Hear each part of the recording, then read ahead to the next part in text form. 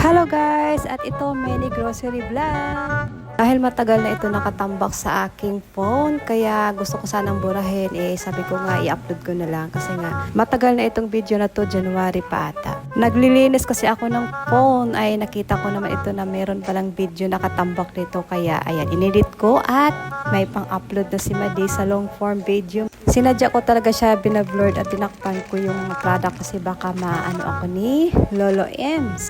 At sana itong grocery namin aabot ng 2 weeks. Once a month lang kami nag-grocery. Halos walang-wala na rin kami talagang stock sa bahay. Kaya sabi ko sa mister ko, tara mag-grocery tayo. At talagang nag-i-stock talaga kami sa bahay kasi mahirap yung bili ng bili sa labas.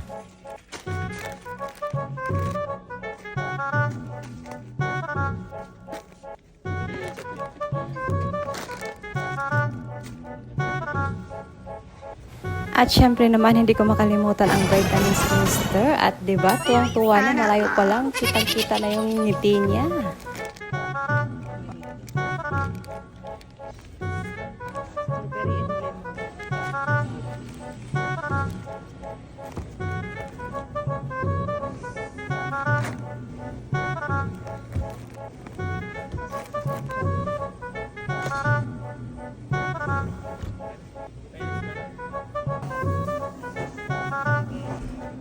Kamatis na sobrang mahal at